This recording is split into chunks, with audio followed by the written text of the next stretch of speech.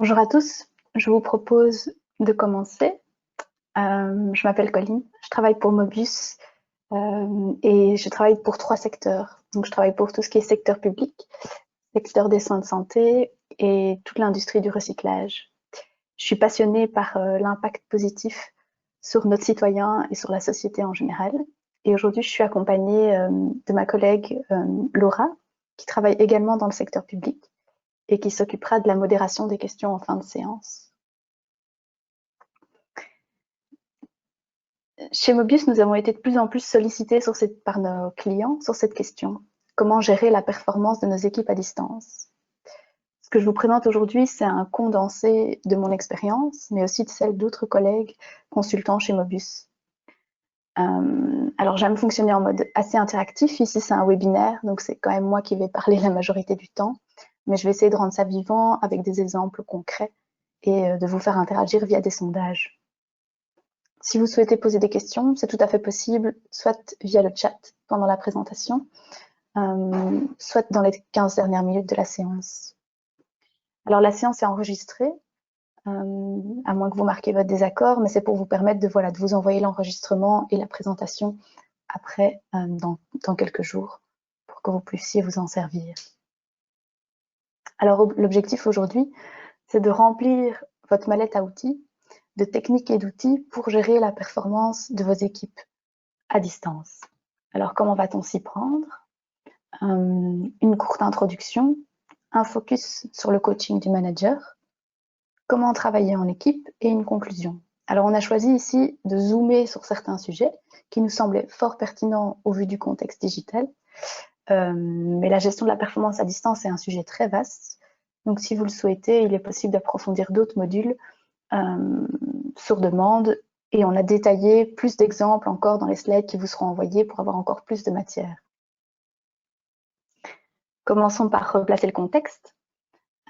Suite à la pandémie de Covid, les frontières du travail sont vraiment redessinées. Donc le collaborateur est libéré des contraintes de temps et d'espace. Il n'est plus tenu à des horaires de travail ou à un poste fixe. Il est tantôt en présentiel au bureau, tantôt en distanciel à la maison, beaucoup ces temps-ci. Et comme toute crise donne naissance à de nouvelles opportunités, celle-ci nous force à adapter nos pratiques de leadership et de pilotage, et notamment à réinventer notre système de gestion de la performance. Mais qu'entend-on par gestion de la performance? Je vous propose ici une définition. La gestion de la performance est un outil de contrôle basé sur des indicateurs mesurables pour évaluer les performances individuelles des employés. Et je vous pose cette question. Cette définition est-elle vraie ou fausse? Donc, vous pouvez répondre via le sondage qui apparaît sur votre écran. Je vous laisse 30 secondes pour y répondre.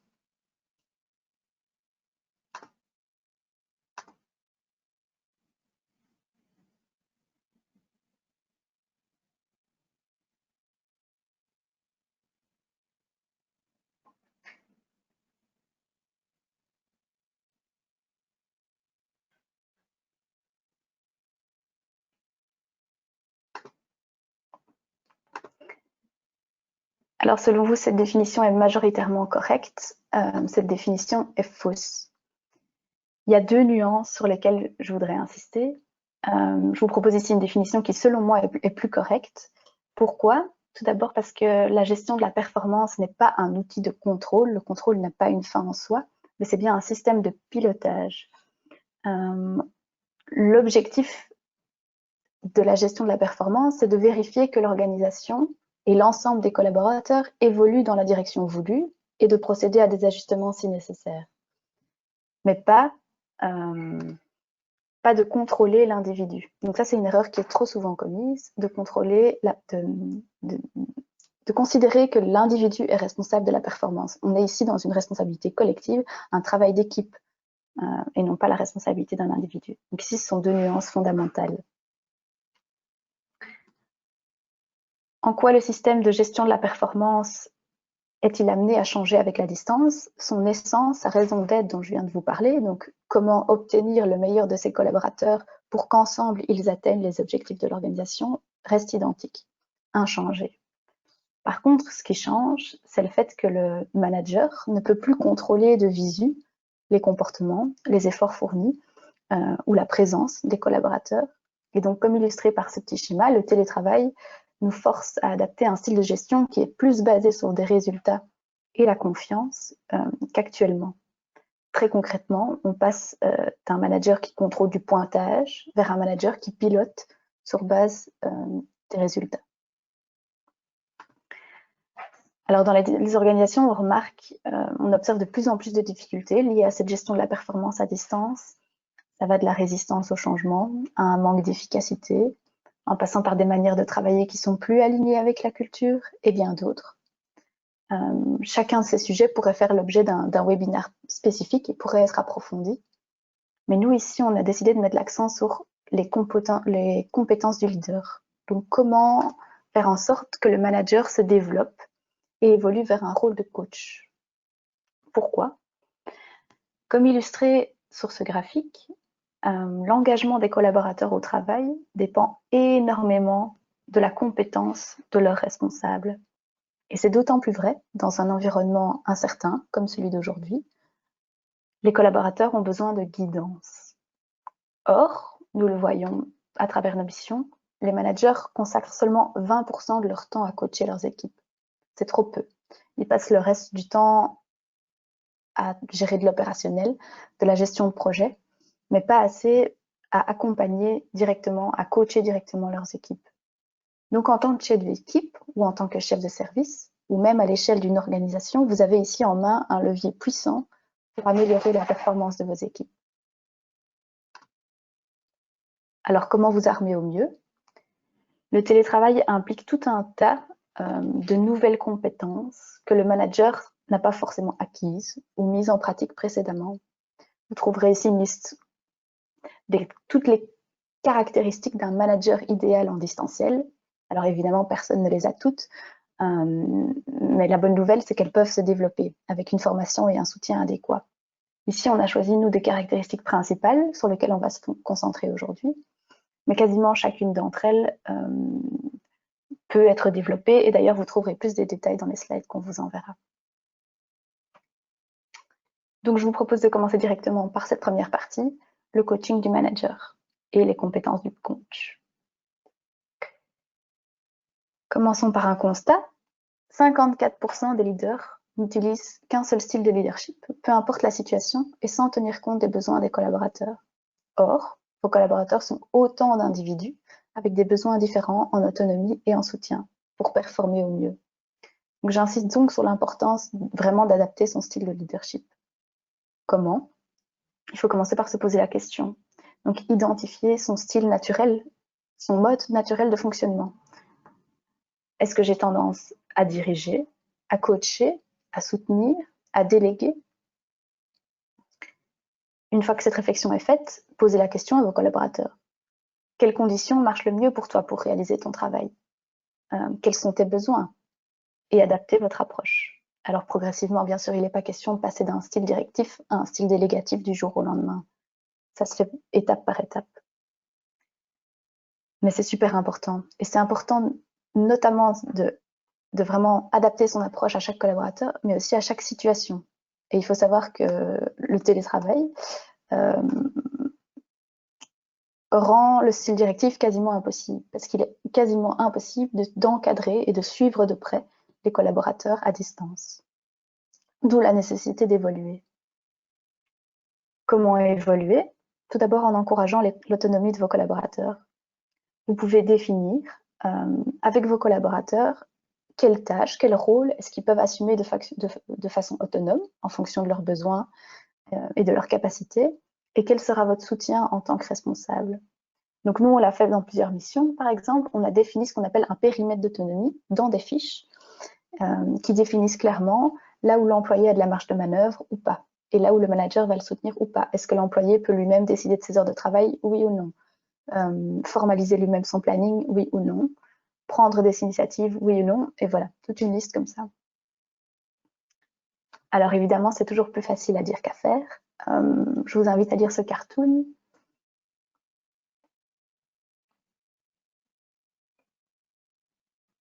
Et à répondre à ce sondage. Est-ce que vous aussi, vous éprouvez des difficultés à lâcher prise?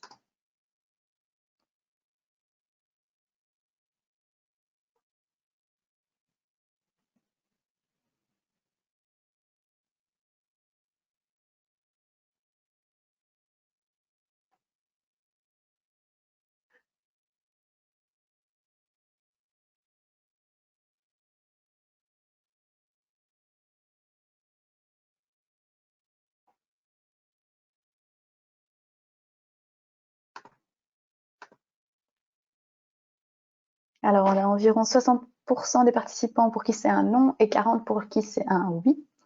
Ça résonne assez fort avec mon expérience auprès de diverses organisations. Il y a toujours certains managers qui voient le potentiel effectivement de leur équipe et qui veulent les mettre en valeur, mais pour qui c'est pas facile de se défaire de ces habitudes de contrôle. Et donc, pour cela, le manager doit vraiment se concentrer sur le résultat final et donner la liberté à ses collaborateurs de compléter la tâche comme ils le veulent. Et je vais vous proposer un outil très concret qui sont les tableaux de bord visuels. C'est une action rapide à mettre en place. Pourquoi? Si le manager ne contrôle plus les progrès de son équipe virgule après virgule, comme on vient de le voir dans le cartoon, alors ce suivi relève de la responsabilité de l'équipe en elle-même. Pourquoi suivre la réalisation des tâches de manière visuelle? Une étude a montré que 4% des gens en moyenne réalisent leur bonne résolution de nouvelle année. Par contre, ce pourcentage monte à 40% quand ils visualisent ces résolutions et les écrivent. Et pour cela, il existe de nombreux outils, que ce soit Trello, que ce soit des tableaux de bord virtuels comme Miro ou Mural, ou bien d'autres encore. Mais si l'équipe assure elle-même le suivi de sa performance grâce à des tableaux de bord virtuels, ça ne veut pas dire que vous vous dédouanez de toutes vos responsabilités de manager. Vous devez toujours être disponible, vos collaborateurs doivent savoir qu'ils peuvent faire appel à vous pour soit challenger l'avancée de leur progrès, prioriser certaines tâches, ou éventuellement combler un besoin s'ils ont besoin de plus d'informations, de feedback, d'une motivation particulière. C'est votre rôle d'apporter ce soutien. Et pour que cette relation de coach fonctionne, il y a une autre composante indispensable, c'est la confiance. La confiance que vous allez témoigner à votre équipe et réciproquement. De nouveau, il y a des managers qui ont une tendance naturelle à faire confiance ou pas, mais il y a toujours moyen de la construire. Alors tout d'abord, il faut que vous preniez le temps de rassurer sur votre rôle. Donc vous êtes un leader, vous n'êtes pas l'inspection du travail. C'est important. Expliquez comment est-ce que vous allez évaluer la performance. Est-ce que ce sera uniquement basé sur des résultats ou également sur des comportements? Est-ce que vous vous baserez sur un entretien annuel ou également sur du feedback de collègues? Il faut que ce soit très transparent et connu de tous. Et alors surtout, vous avez vraiment le devoir de montrer l'exemple en adoptant une attitude positive face au télétravail et non pas de la méfiance. Alors la confiance est importante entre vous et vos collaborateurs, mais aussi importante au sein de l'équipe. Pour cela, la sociabilisation joue un rôle très important. J'y reviendrai plus tard. Mais il faut aussi laisser place à la vulnérabilité. Qu'est-ce que j'entends par vulnérabilité? C'est permettre à vos collègues, à vos collaborateurs d'admettre leurs erreurs et d'exprimer les conflits ou les frustrations. C'est vraiment super important. De cette manière-là, vous allez vraiment anticiper des problèmes avant qu'ils deviennent irrattrapables, ce qui peut vraiment causer des soucis à distance. Donc, laissez place aux erreurs. Si vous adoptez ces 3 grands principes dont on vient de parler, de leadership situationnel, d'autonomie et de confiance, vous êtes prêt pour ce qu'on appelle la gestion par résultat. Alors, comme je vous l'ai dit quand on a discuté du cartoon tout à l'heure, j'ai eu l'occasion de croiser de nombreux chefs d'équipe avec des personnalités qui aiment suivre les choses de très près et qui aujourd'hui, à l'heure du télétravail, ont vraiment beaucoup de mal à sentir qu'ils perdent ce contrôle.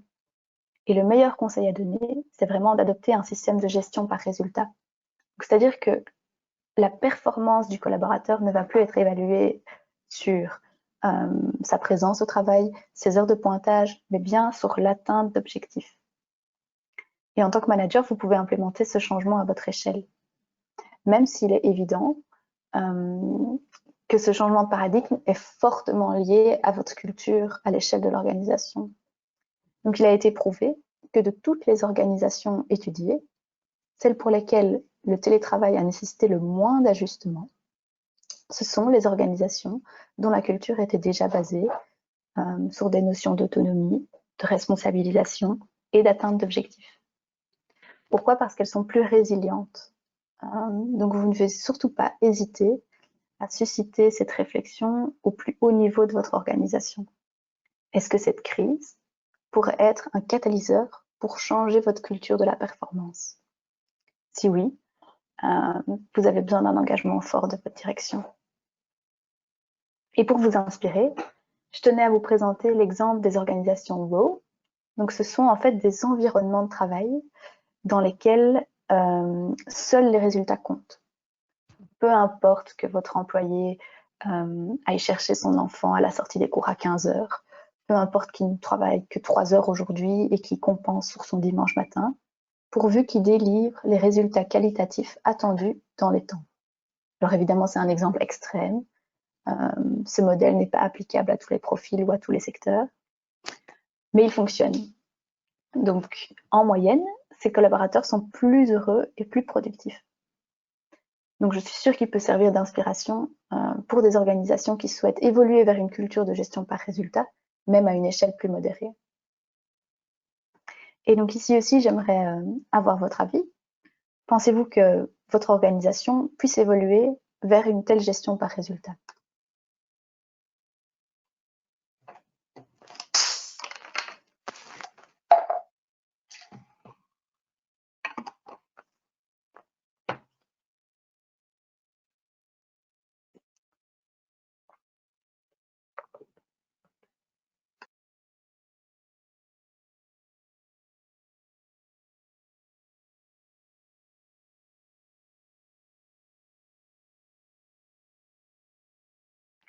Alors, c'est en majorité un oui, comme vous le voyez, aux 3/4.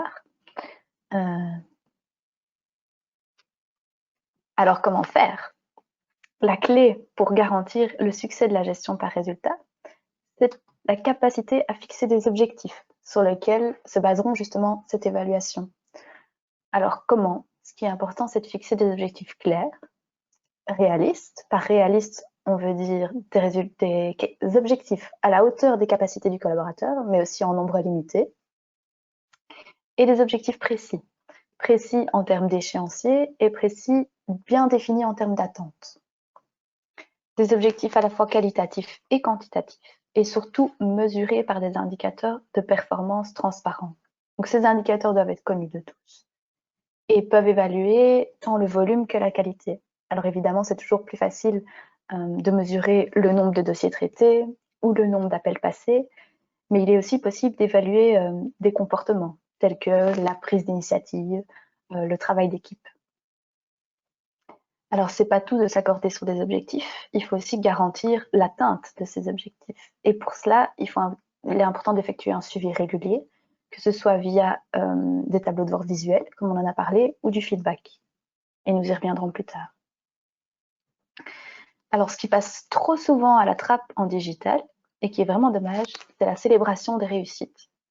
Donc pourquoi la majorité des employés n'aiment pas se mettre en avant? Et pourtant, reconnaître les efforts et partager le feedback positif de vos clients permet vraiment de renforcer l'engagement de tous vers l'atteinte des objectifs. Donc, il ne faut surtout pas hésiter à encourager vos collaborateurs à partager leur réussite via un petit mail vers l'équipe, via un GIF sur un canal Teams ou lors de vos réunions.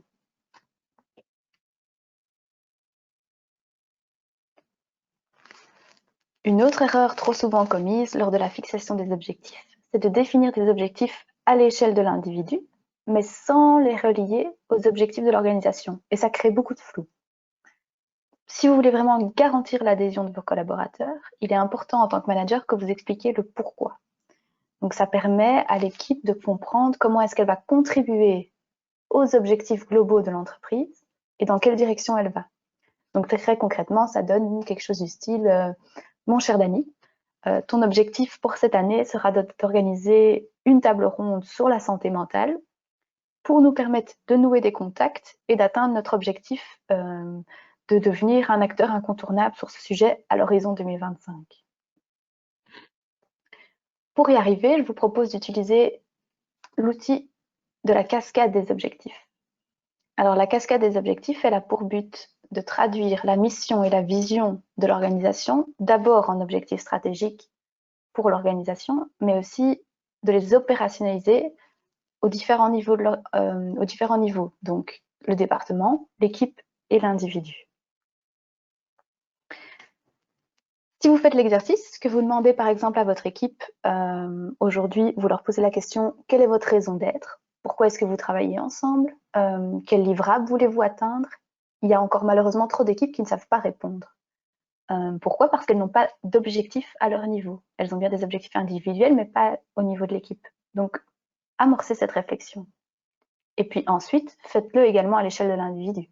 Je ne sais pas si vos entretiens annuels sont programmés pour bientôt, mais vous pouvez faire l'exercice d'imprimer les objectifs stratégiques de votre organisation, éventuellement de votre département, mais aussi de votre équipe. Vous imprimez ces objectifs et vous évaluez la contribution de chaque collaborateur à ces objectifs globaux.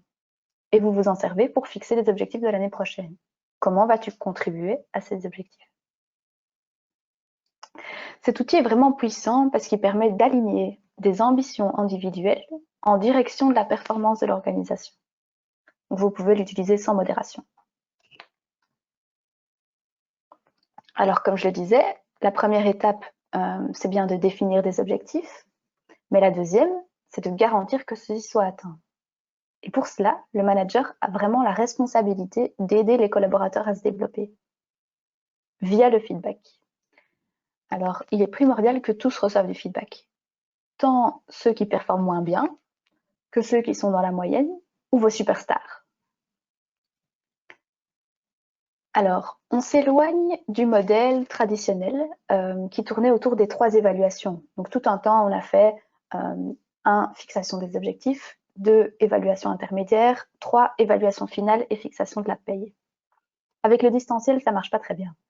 L'idéal, c'est plutôt un système de feedback continu, dynamique, qui donne la chance aux managers de réagir rapidement s'ils observent une baisse dans la qualité du travail et qui donne la chance aux employés de procéder à des ajustements en cours de route.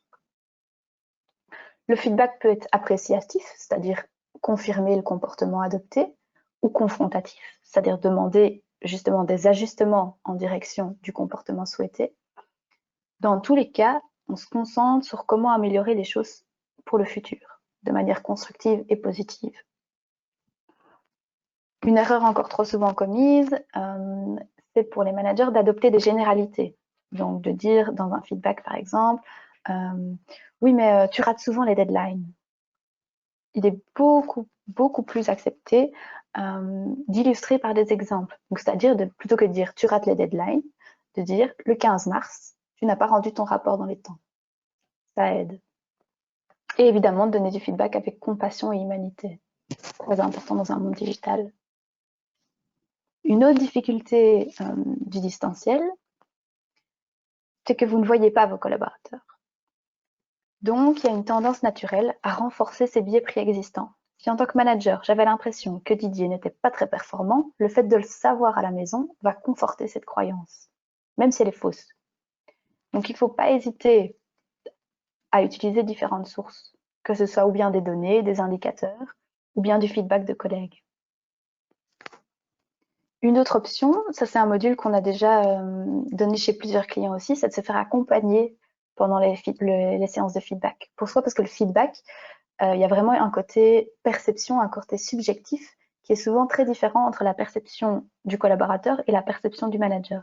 Et donc le fait d'avoir quelqu'un qui accompagne, qui ne dit rien, mais qui analyse à la fois le processus, comment le feedback est donné, le contenu, mais aussi l'aspect humain, ça permet de s'améliorer parce que le coach va relever à la fois toutes vos forces, mais aussi va formuler des recommandations pour s'améliorer. Ce qui est certain, c'est que dans tous les cas, les études ont montré que le feedback juste et positif est vraiment un des facteurs qui contribue le plus à la performance de l'équipe. Donc, peu importe la démarche que vous adoptez, faites en sorte d'y consacrer assez d'intention. Nous, on vous a encore donné d'autres outils qui seront disponibles dans les slides, notamment par exemple une checklist sur comment mener un entretien de performance à distance. Donc j'espère que ça pourra vous être utile. Ceci clôture la partie sur le manager. J'espère que vous suivez toujours et que vous ne sentez pas une pression trop forte sur vos épaules. Sachez que vous n'êtes pas le seul à porter la responsabilité de la performance au sein de votre équipe. L'équipe en elle-même a un rôle à jouer. Et c'est le focus de la deuxième partie.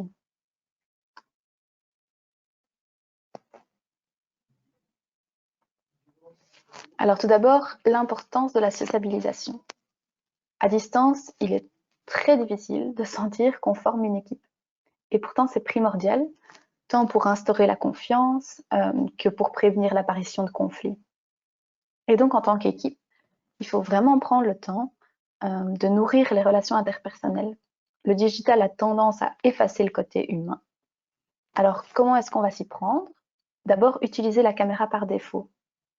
Ça ajoute vraiment un plus. Ça rajoute un côté interaction humaine, qu'on n'a pas du tout avec si on ne la met pas. Un autre élément important, c'est que l'équipe se voit régulièrement et qu'elle puisse échanger sur des sujets informels. Donc que ce soit en début de réunion, chacun qui raconte son week-end, que ce soit en partageant un café virtuel, que ce soit en créant un canal Teams ou WhatsApp ou n'importe, où on peut poster chacun des photos du livre qu'on est en train de lire, de notre sport favori, peu importe, ça crée du lien. Les collaborateurs peuvent aussi mettre sur pied un team building. Chez Mobus, ce qu'on fait par exemple, c'est qu'on a organisé un cours de cuisine à distance. Donc, ça veut dire qu'on a un de nos collègues qui prépare ses fameux boulets à la liégeoise et tout le monde l'imite depuis chez lui. Et franchement, ça fait du bien de se retrouver tous ensemble. Alors, la sociabilisation peut aussi servir à stimuler la performance. Un exemple, c'est via le parrainage. Donc, c'est-à-dire de former des duos de collègues qui ont du mal, par exemple, à gérer leur performance en solo, qui n'arrivent pas à faire leur suivi eux-mêmes de leur progrès ou qui éprouvent des difficultés. Et alors, ces deux collègues se retrouvent de manière régulière pour se soutenir mutuellement. Donc, partager l'avancée de leurs travaux, se soutenir face aux défis rencontrés et se féliciter pour leur succès. C'est une sorte de mini-coach. Et en tant que manager, ici, vous pouvez être force de proposition, mais c'est bien à l'équipe de prendre les initiatives par la suite. Un autre aspect, c'est la prise d'accord de communication. Donc, avec la distance, beaucoup d'informations ont tendance à se perdre. Pourquoi? Parce qu'il manque tous les échanges informels qu'on avait avant auprès de la machine à café. Entre deux réunions, on se croise et on échange vite une info. Aujourd'hui, ça pose beaucoup de problèmes. Je ne sais pas si vous avez entendu l'exemple de cette, je pense, dans l'industrie pharmaceutique, il y a eu une ligne de production qui a perdu 5 mois de travail simplement parce que voilà, il y avait une info qui n'était pas passée à cause du distanciel. Donc, il est super important en tant qu'équipe de prendre des accords et de s'aligner sur la manière dont on veut travailler ensemble. Du type, à quelle heure est-ce qu'on doit être joignable? Quel canal est-ce qu'on utilise pour quelle utilité? Si on passe un appel, c'est que c'est urgent. On va utiliser plutôt le face-à-face pour des conflits. On va utiliser le canal WhatsApp pour tout ce qui est plutôt team building et sociabilisation. En fonction du canal, quel est le délai de réponse attendu? Ça aide à prévenir les frustrations. Si je t'envoie un SMS, alors il doit être traité dans l'heure. Si c'est un mail, plutôt dans la journée. Voilà, c'est des accords que l'équipe peut prendre. Ils peuvent s'accorder là-dessus en tant que groupe. Un autre aspect important, c'est à quelle fréquence est-ce qu'il faut partager des updates. Il faut savoir qu'au plus on communique de manière proactive et fréquente et transparente, sans être excessif, sur les avancées, ça aide l'équipe à se sentir vraiment connectée aux objectifs. Alors, c'est bien, c'est important que l'équipe se réunisse pour maintenir la connexion, mais le but n'est pas non plus que tout le monde perde son temps. Donc, les équipes peuvent mettre en place des mesures pour améliorer l'efficacité des réunions à distance. D'abord, en déterminant une bonne fréquence. Donc, ça ne sert à rien de surcharger vos collaborateurs avec des réunions dont ils n'ont pas besoin. La fréquence dépend de beaucoup de choses. Elle dépend de la personnalité de vos collaborateurs, de leur niveau d'autonomie et d'expérience. Ça, c'est un peu à vous de voir, une fois par semaine, une fois toutes les 2 semaines. Voilà, l'équipe peut elle-même prendre des accords là-dessus et s'inspirer de bonnes pratiques. Donc ici, je vais vous proposer 3 outils pour rendre vos réunions digitales plus efficaces. La première, c'est les templates. Donc, on l'a fait pour un de nos clients récemment. Ce sont vraiment des espèces de canevas.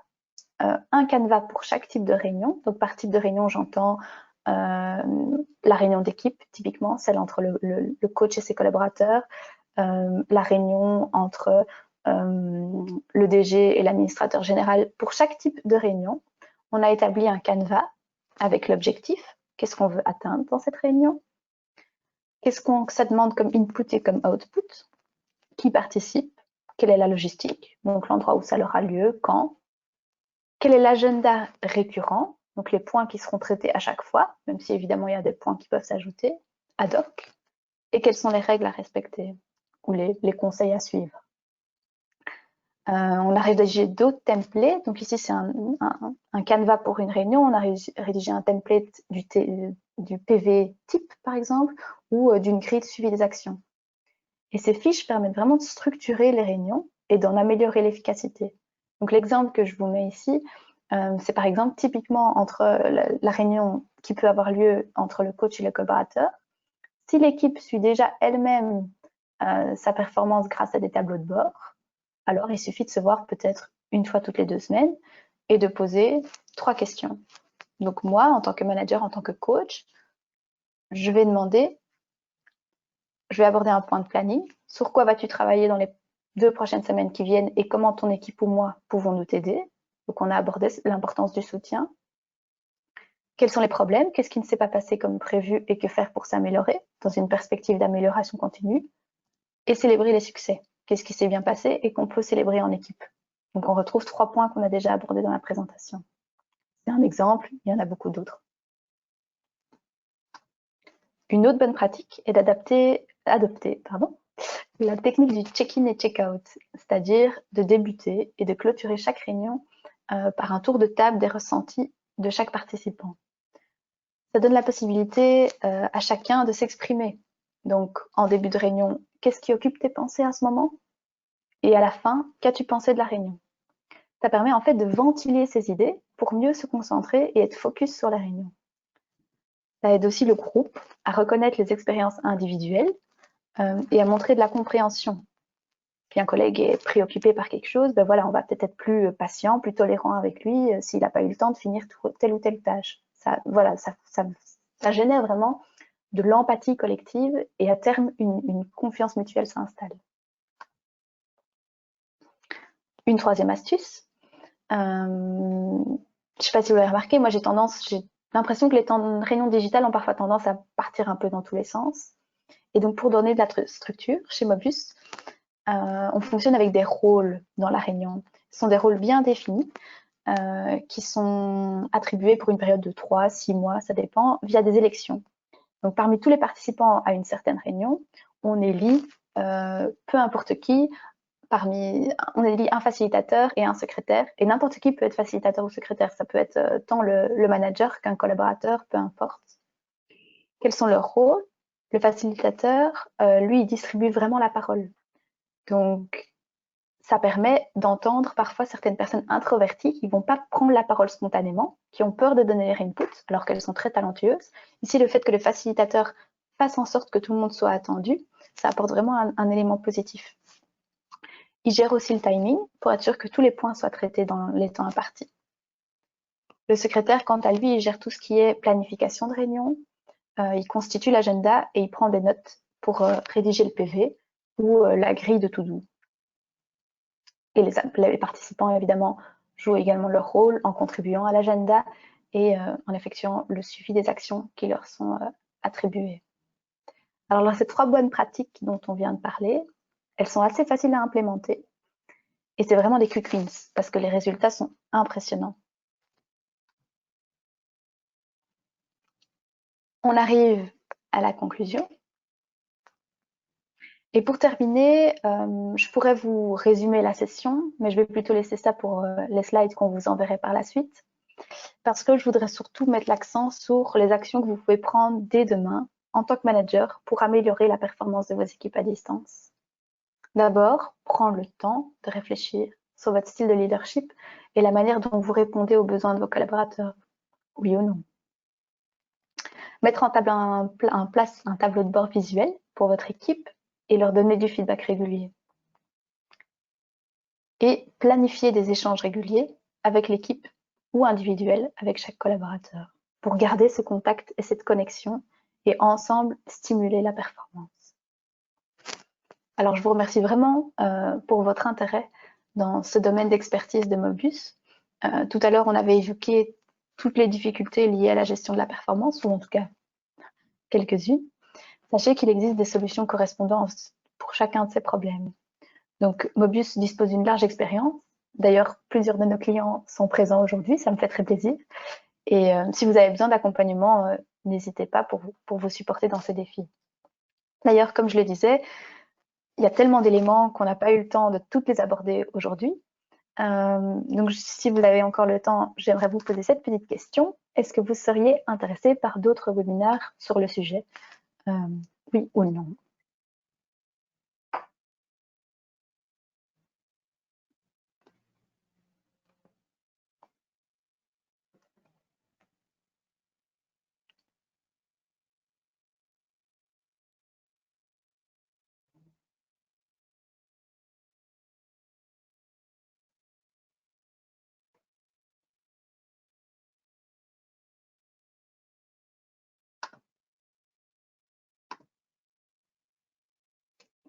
Alors merci, je vois que effectivement il y a encore, vous posez encore beaucoup de questions.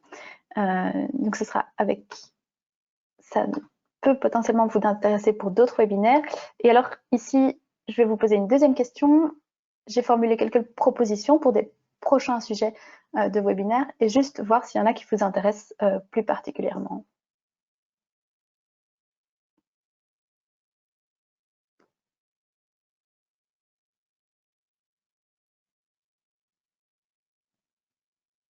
Évidemment, tout est intéressant, hein. En tout cas, moi je trouve, mais il faut faire des choix dans la vie.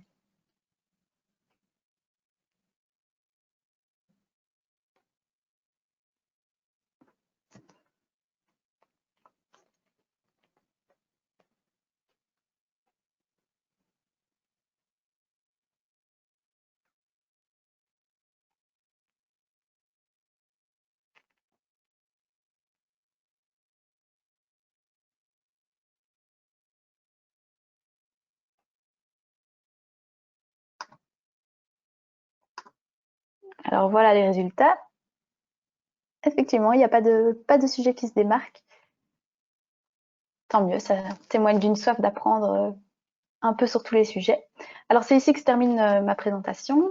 Comme je l'ai dit, la présentation et l'enregistrement de la séance vous seront envoyés par mail dans les jours qui suivent. Et j'ai déjà hâte d'entendre vos questions. Si vous en avez, n'hésitez pas.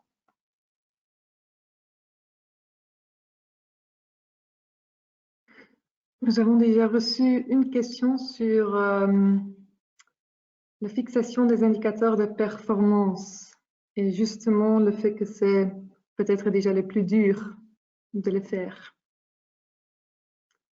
Mais en fait, la personne qui a posé la question a tout à fait raison. Souvent, chez Mobius, c'est déjà un projet en soi de fixer ensemble avec des administrations ou des organisations des indicateurs de performance pour l'équipe, pour les employés ou pour les agents. Donc, en fait, c'est déjà un projet en soi, on doit dire. Peut-être plutôt en général, comme manager ou comme coach, comme nous avons déjà dit, c'est important de donner de l'autonomie et d'avoir de la confiance. Donc, en général, en fait, c'est pas mal de fixer ces indicateurs de performance ensemble avec votre équipe ou ensemble avec vos employés. Comme ça, en fait, c'est jamais une science exacte, on sait, mais c'est vraiment important d'avoir un accord entre vous et votre employé ou votre agent sur l'objectif et vraiment l'orientation de cet objectif. Voilà. On a encore reçu des autres questions. Le tableau de bord visuel est constitué de tâches ou des résultats à atteindre. Colline? Donc ça dépend, il en existe plusieurs sortes. Ça peut être soit des Kanban où ce qu'on veut vraiment mettre en avant, c'est le suivi des tâches. Et donc là, on est vraiment dans un suivi très très proche. Ce qui est à faire, ce qui est en cours et ce qui est déjà fait. Ça, c'est une option. Il y en a d'autres qui servent, par exemple, dans tout ce qui est les méthodes agiles, les équipes qui fonctionnent avec des day start, on appelle ça, donc des débuts de journée où tous les jours, ils passent en revue ce qui doit être fait. Il y en a d'autres qui sont plus high level, où effectivement on mesure plus l'atteinte des résultats. Si vous utilisez parfois Trello, il y a des petits indicateurs comme ça qui permettent de dire, OK, on est à 5%, on est à 50%, on est à 75% de l'atteinte de nos résultats. Ce qui est important, c'est de visualiser l'objectif. Donc, pour moi, sur un bon tableau de bord, il y a toujours l'objectif final qu'on veut atteindre qui est visible pour donner de la motivation et vraiment accrocher cette motivation du collaborateur.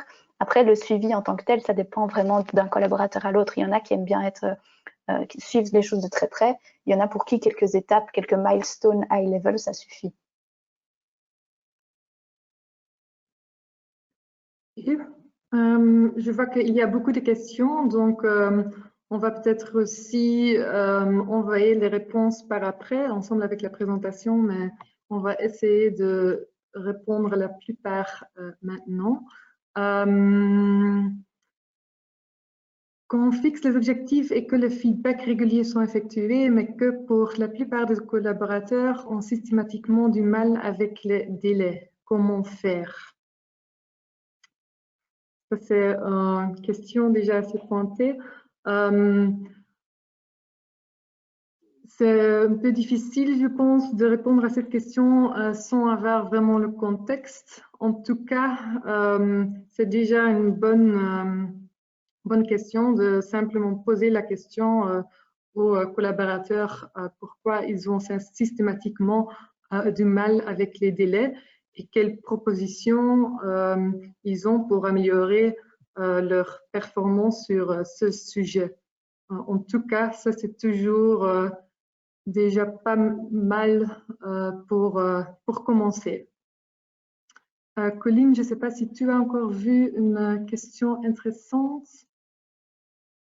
Ils sont tous intéressants, on va dire. Mais, avez-vous des programmes à proposer pour les tableaux de bord de suivi?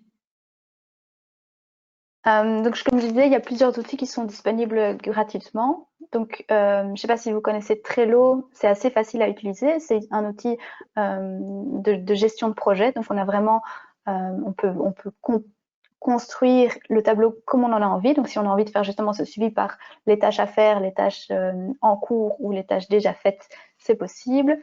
On peut déterminer la progression, donc l'atteinte vers l'objectif. Trello est une option. Si vous préférez avoir plus, je dirais, de flexibilité dans l'outil, vous pouvez utiliser des tableaux blancs comme Miro ou Mural, qui sont deux options et qui proposent plein de templates de suivi, que ce soit des templates liés à la méthode Scrum, des templates liés à la méthode Kanban, comme je disais, donc qui sont toutes des méthodes de suivi de la performance au jour le jour. Au jour le jour ou à la semaine, ça dépend. Et selon différents canevas aussi, que ce soit un one-to-one, donc entre le manager et le collaborateur, ou au niveau de l'équipe, comme je disais, où l'équipe suit elle-même sa performance. Il y a différents templates qui sont disponibles et sur lesquels vous pouvez vous baser.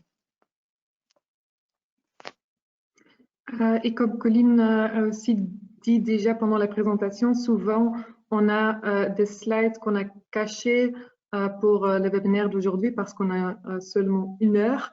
Mais normalement aussi les détails sont souvent dans les slides qui sont cachés et par exemple aussi les outils qu'on propose pour les différents tableaux de bord. Encore une question intéressante pour le check-in. Comment faire face à une personne qui se place systématiquement en victime?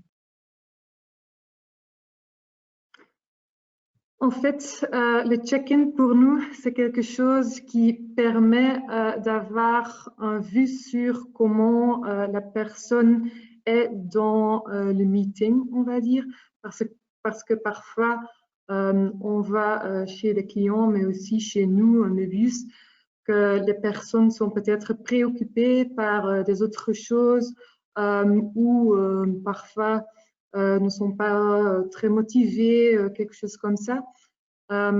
Donc, c'est pour ça que c'est important de faire un check-in parce que comme ça, on comprend la perspective, on va dire, ou pourquoi une personne est dans une certaine meeting avec une certaine attitude. Et c'est aussi comme ça mieux ou plus facile de communiquer avec cette personne et d'avoir une compréhension de ces deux perspectives, on va dire. Donc, c'est pour ça que c'est important de faire un check-in, mais en tout cas, c'est pas contrôlé et on peut pas réagir sur un check-in. Donc, en fait, une personne peut dire ce qu'il veut pendant un check-in. Donc, si une personne se place systématiquement en victime, c'est quelque chose qu'on va pas corriger, on va dire, avec un check-in.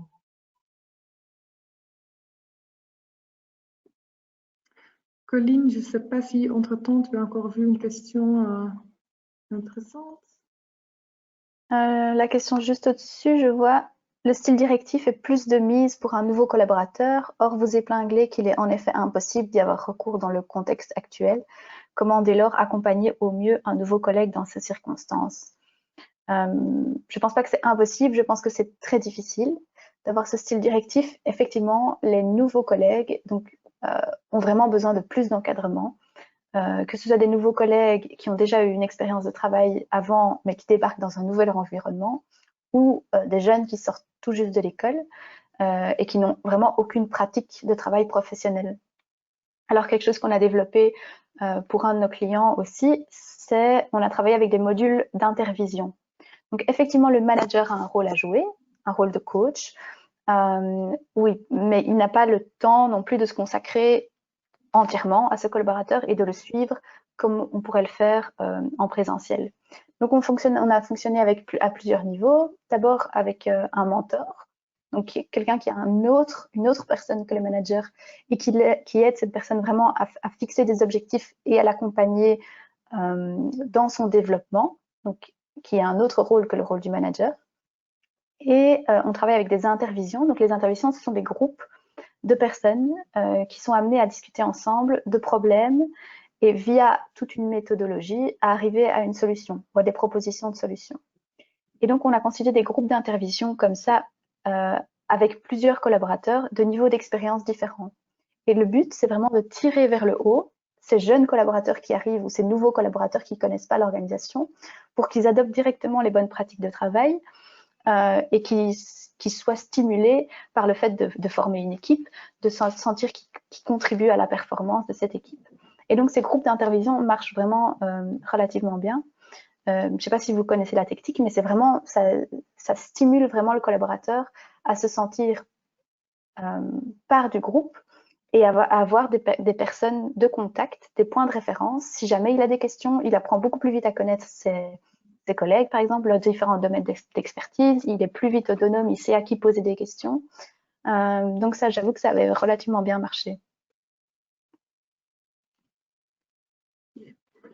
Encore une question d'un participant sur comment gérer la cohésion de l'équipe quand une partie importante des agents travaille à temps partiel et qu'il devient difficile d'organiser des réunions d'équipe qui rassemblent tous les agents en même temps.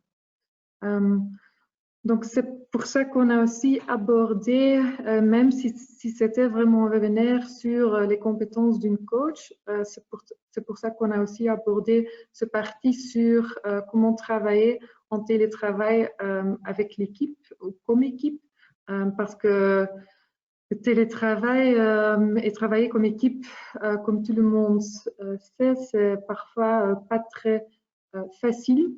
Donc, c'est pour ça que c'est vraiment important de s'aligner comme équipe, comment on veut travailler dans ce temps de télétravail.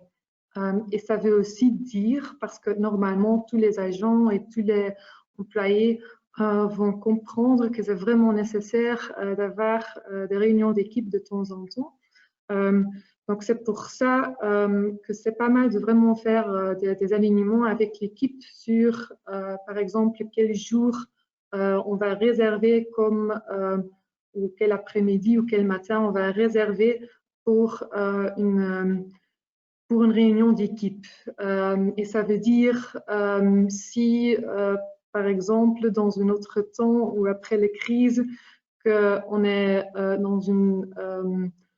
qu'on est seulement dans le télétravail pour, par exemple, 2 jours par semaine, ça veut dire que, par exemple, on dit comme équipe que le jeudi, on ne va pas travailler à la maison parce qu'on sait que l'après-midi, on a cette réunion d'équipe et on veut le faire en présentiel, par exemple. Donc, en fait, là, c'est aussi important d'impliquer vos équipes et de vraiment dire, comme tout le monde sait, que c'est nécessaire comme équipe de s'aligner un peu sur comment on va travailler comme équipe dans ce temps de télétravail et d'avoir des alignements comme des réunions d'équipe, mais aussi comment on va communiquer entre nous, etc. Donc voilà, j'espère que ça c'est déjà une réponse à cette question. Je vois qu'il n'y a plus de questions qui entrent.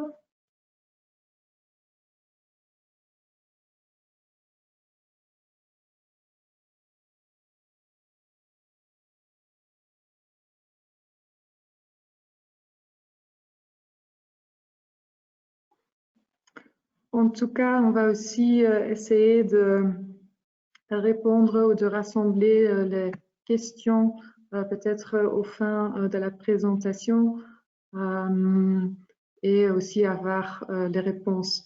En tout cas, s'il y a encore des choses à clarifier ou des autres questions, nous sommes aussi toujours joignables ou si par mail vous avez encore des questions pointées, c'est toujours possible de nous les enverrer.